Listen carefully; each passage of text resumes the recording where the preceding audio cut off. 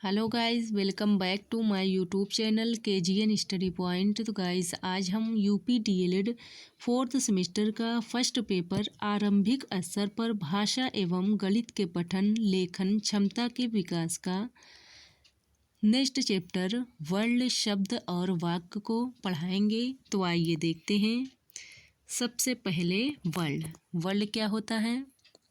World किसे कहते हैं? वर्ल्ड एवं वर्णमाला को परिभाषित कीजिए। तो वर्ल्ड जो है वो भाषा की सबसे छोटी इकाई होती है। वेरी इंपॉर्टेंट क्वेश्चन कि भाषा की सबसे छोटी इकाई वर्ल्ड होती है। वर्ल्ड ध्वनियाँ हैं तथा भाषा का उच्चारण इन्हीं ध्वनियों से होता है। इन ध्वनियों के विशेष चिन्ह होते हैं जो वर्ल्ड कहलाते हैं। इस प्रकार हम कह सकते हैं कि भाषा में वाक्य होते हैं, वाक्य में शब्द होते हैं, शब्दों में वर्ण होते हैं तथा वर्णों को अक्षर भी कहा जाता है। और वर्ण की परिभाषा होगी कि वर्ण को हम इस प्रकार परिभाषित कर सकते हैं कि भाषा की उस सबसे छोटी इकाई को वर्ण कहते हैं जो निश्चित ध्वनि के रूप को धारण करती है। तो वर्ण जो है छोटा आ से लेकर ज्ञा तक जितने भी वर्ण हैं सब क्या हैं? अक्षर हैं, वो है वर्ण। और भाषा की सबसे छोटी इकाई वर्ण होती है और इसी वर्ण को क्रमबद्ध तरीके से लिखने वाले समूह को जो है वर्णमाला कहते हैं।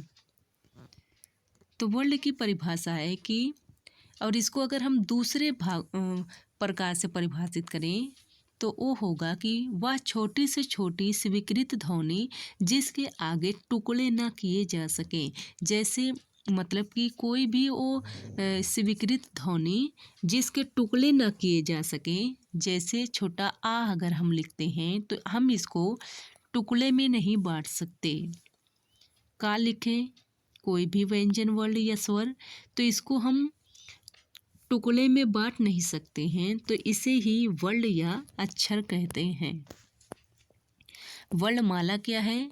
वर्णों के समूह को वर्णमाला कहते हैं। मोतियों और फूलों से जैसे मोती की माला और फूलों की माला बनती है, ठीक वैसे ही वर्णों की माला अथवा पंक्ति रूप को वर्णमाला कहते हैं।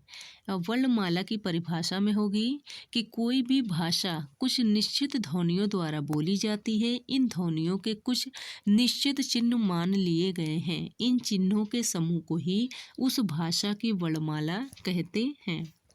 जैसे अभी हमने आपको बताया कि चाहे स्वर हो, व्यंजन हो, आयोग वर्ण हो, अनुनासिक व्यंजन हो या अंतस्थ व्यंजन हो, कोई भी वर्ण हो, सारे अगर वो एक क्रमबद्ध तरीके से लिखे हुए हैं तो वो वर्णों की उसे वर्णमाला कहेंगे। तो पहले देखते हैं स्वर। स्वर कितने होते हैं? 11। मूल स्वर आ ई उ ये होते हैं मूल स्वर और टोटल होते हैं स्वर 11। आयोग व वर्ण अंग और आह जो आते हैं कंठ में। नेक्स्ट में व्यंजन है जिसमें वर्ग में रखा हुआ है। का वर्ग में 5 वर्ण जिसमें लास्ट के जो वर्ण होंगे वो होंगे अनुनासिक व्यंजन। तो का वर्ण में 5 वर्ण, का वर्ग में का ख ग घ न अड़ंगा। फिर उसके बाद ऐसे चा वर्ग में है च छ ज झ ञ। तो ट वर्ग है इस वर्ग में ट ठ ड ढ अड़ा।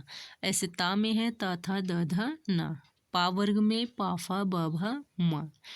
और आप ध्यान से देखिए तो इसके का से लेकर पा वर्ग के जो लास्ट वर्ण हैं ये सभी अनुनासिक व्यंजन हैं।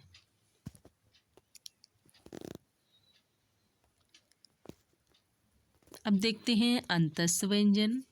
अंतस्थ व्यंजन 4 होते हैं या रा ला वा। और ऊष्म व्यंजन भी 4 होते हैं, बड़ा सा, खट्टी सा, छोटा सा और हा। द्विगुण व्यंजन ड ढ। द्विगुण व्यंजन जो होंगे वो अड़ा और अड़ा, मतलब कि ये वाला अड़ा और ये वाला अड़ा, इसको कहते हैं द्विगुण व्यंजन। संयुक्त व्यंजन 4 होते हैं, छ, त, त्र, ज्ञ और स्र। तो का प्लस खट्टी सा से बना हुआ है, छा, ऐसे त्रा बना है, ता प्लस रा से त्रा, ऐसे ज्ञा जो है जा प्लस यहाँ से बना हुआ है, सरा जो है बड़ा शा और रा से बना हुआ है। और फिर है अनुस्वार, अनुस्वार बिंदु, अब विसर्ग। और तो ये थे वर्ण और वर्णमाला के समूह। अब प्लीज़ अगर हमारे चैनल को सब्सक्राइब नहीं किए हैं तो चैनल को सब्सक्राइब कीजिए, लाइक कीजिए, शेयर कीजिए, ताकि आपके सपोर्ट से मैं नेक्स्ट वीडियो डालूं। तो प्लीज़ हमारे चैनल को लास्ट तक ज़रूर देखें और चैनल को सब्सक्राइब और लाइक करना मत भूलें। नेक्स्ट क्वेश्चन है, वाक्य किसे कहते हैं? तो वाक्य क्या है कि शब्द या पदों के ऐसे मेल को जिसमें पूर्ण अर्थ ज्ञान होता है उसे वाक्य कहते हैं। तो शब्द या पदों के ऐसे मेल को जिसमें पूर्ण अर्थ का ज्ञान होता है उसे वाक्य कहते हैं। शब्दों से केवल अर्थ प्रकट होता है, जबकि वाक्य जो है वो भाव अथवा विचारों को पूर्ण रूपेण अभिव्यक्त करने वाले होते हैं। तो शब्द जो होते हैं उससे हमें केवल अर्थ ही मिलता है, लेकिन जब हम वाक्य बोलते हैं तो उसमें हमारे भाव और विचार भी अभिव्यक्त होते हैं। तो कभी कभी ऐसा भी देखने में आता है कि सार्थक शब्द समूह के होते हुए भी उसे भाव अथवा विचारों की पूर्ण अभिव्यक्ति नहीं होती। ऐसे सार्थक शब्द समूह को वाक्यांश कहते हैं। जैसे यह हमारी काली गाय है, यह एक वाक्य है। इस वाक्य में हमारी काली गाय एक वाक्यांश है। यहाँ वाक्य और वाक्यांश का अंतर स्वयं ही स्पष्ट हो रहा है। ये एग्जाम्पल के तौर पर है जिससे आप आसानी से समझ सकें। फिर नेक्स्ट में आप देख सकते हैं वाक्यांश की एक सरल परिभाषा कि जिस सार्थक पद समूह में भाव अथवा विचार की पूर्ण अभिव्यक्ति नहीं होती है उसे वाक्यांश कहते हैं। जिस सार्थक पद समूह में भाव अथवा विचार की पूर्ण अभिव्यक्ति मतलब कि जिस ऐसा शब्द समूह कि जिसमें किसी के भाव या विचार पूरे तरीके से अभिव्यक्त ना हो तो उसे वाक्यांश कहते हैं। अब वाक्य जो है वो रचना के आधार पर 3 प्रकार के होते हैं। कौन से? तो पहला होगा सरल वाक्य, दूसरा मिश्रित वाक्य और एक होगा संयुक्त वाक्य। तो वाक्य रचना के आधार पर 3 होते हैं और अर्थ के आधार पर वाक्य के 8 प्रकार होते हैं। नेक्स्ट है संकेतवाचक वाक्य एवं आज्ञावाचक वाक्य को उदाहरण देकर समझाइए। अभी हमने कहा कि जो रचना के आधार पर तो 3 वाक्य होते हैं, बट अर्थ के आधार पर वाक्य 8 प्रकार के होते हैं। तो वो 8 प्रकार में संकेतवाचक वाक्य भी हैं और आज्ञावाचक वाक्य भी हैं। तो हम ये 2 को देख लेते हैं कि संकेतवाचक क्या होते हैं और आज्ञावाचक क्या होते हैं। तो संकेतवाचक वाक्य जो हैं जिन वाक्य में एक क्रिया का होना दूसरी क्रिया पर निर्भर हो उसे संकेतवाचक कहते हैं। एक क्रिया जब दूसरी क्रिया पर डिपेंड हो तो उसे संकेतवाचक कहते हैं। जैसे में सूर्य अस्त होगा तो अंधकार हो जाएगा। तो यहाँ सूर्य के डूबने का, सूर्य के अस्त होने का इंतज़ार हो रहा है कि जब सूर्य अस्त होगा तभी ही अंधकार होगा। तो ये एक क्रिया जो है वो दूसरी क्रिया पर डिपेंड है। तो इसी तरह नेक्स्ट है इस वर्ष वर्षा अच्छी होती तो फसल भी अच्छी होती।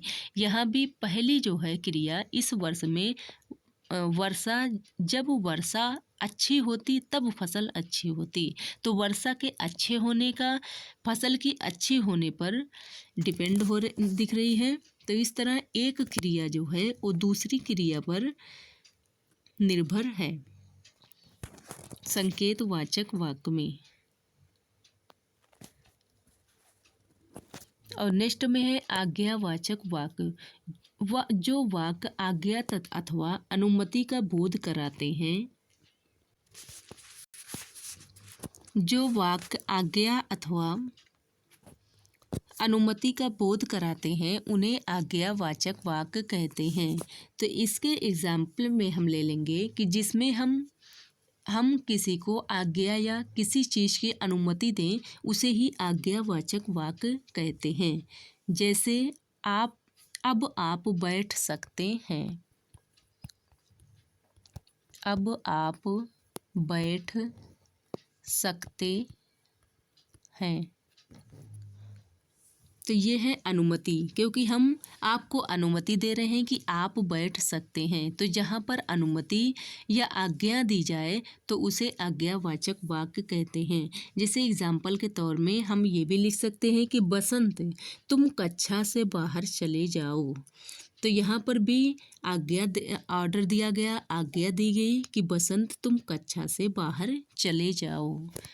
तो इसको कहते हैं जिस किसी वाक्य में आज्ञा या अनुमति का बोध हो तो उसे आज्ञावाचक वाक्य कहते हैं।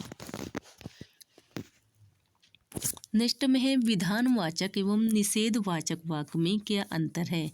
तो अभी हमने ऊपर पढ़ा आज्ञावाचक संकेतवाचक वाक्य और आज्ञावाचक वाक्य।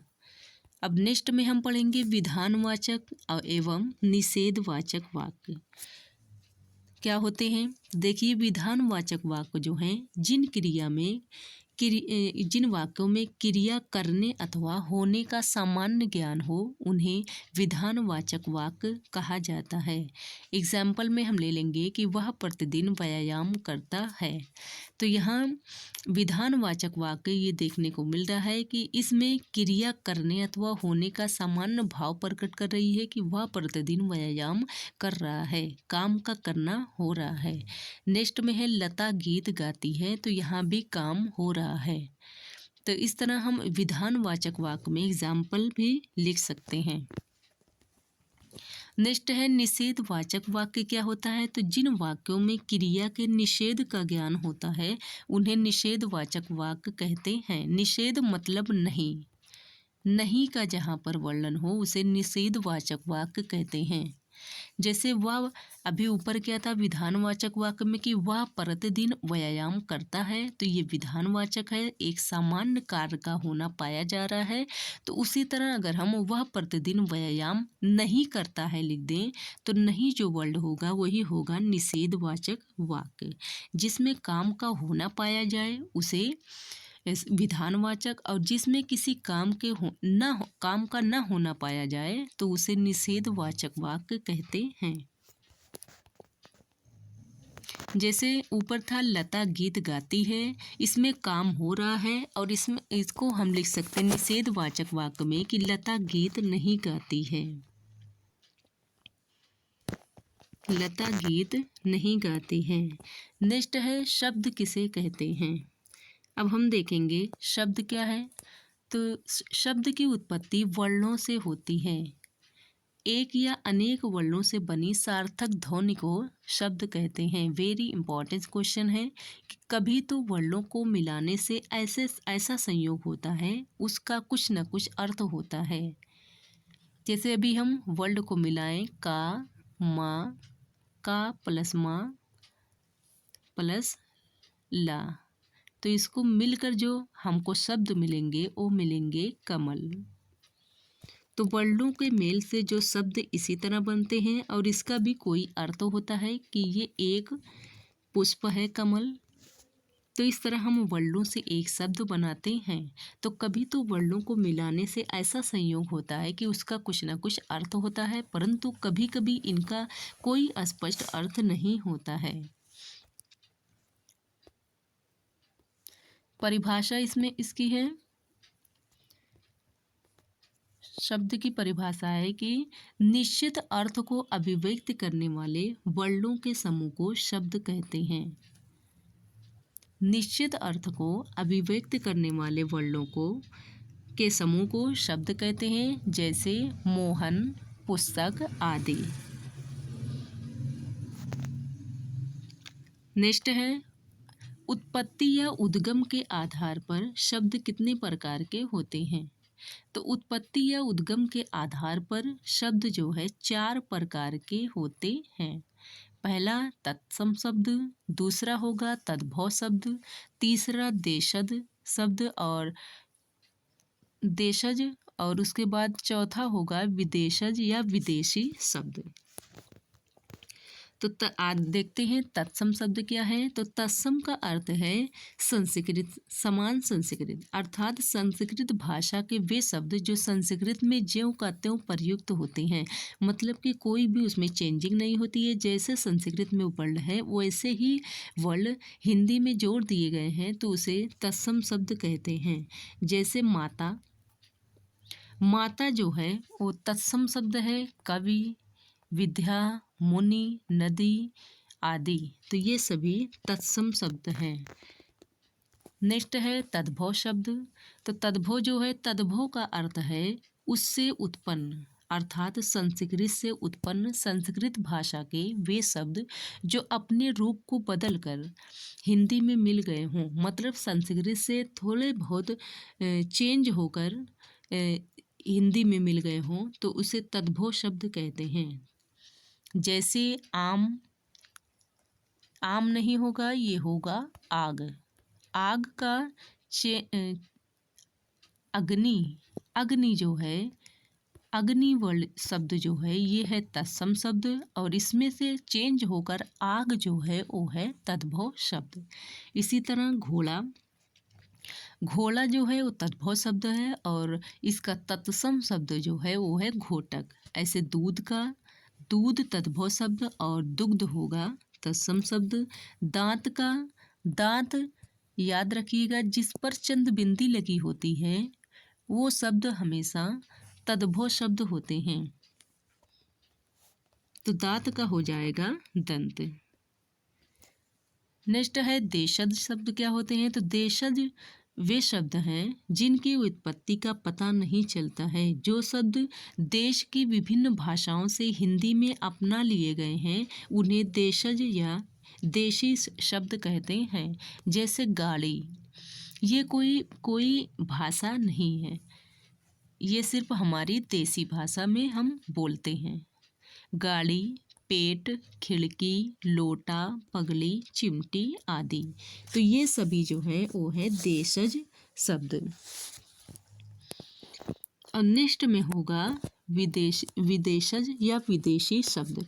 तो विदेशी भाषाओं से हिंदी भाषा में आए शब्दों को विदेशी शब्द कहते हैं। विदेशज शब्द जो हैं वे शब्द जो विदेशी भाषाओं से हिंदी भाषा में आए शब्दों को, विदेशी भाषाओं से हिंदी भाषा में आए शब्दों को विदेशी शब्द कहते हैं। जैसे अंग्रेजी की भाषा हिंदी में हो, उर्दू, अरबी, फारसी से हिंदी में आ गए हों, उन्हें विदेशी या विदेशज शब्द कहते हैं। और जैसे में आप ले सकते हैं रेडियो जो आएगा अंग्रेजी में, स्कूल, गमला, गमला के बाद होगा आलू, फर्श, कालीन, दाम, कूपन। तो ये सभी वर्ड जो हैं हिंदी में मिले जुले हुए हैं, लेकिन ये है विदेशज शब्द। तो आज के लिए बस इतना ही। मिलते हैं आप सभी से नेक्स्ट वीडियो में। धन्यवाद।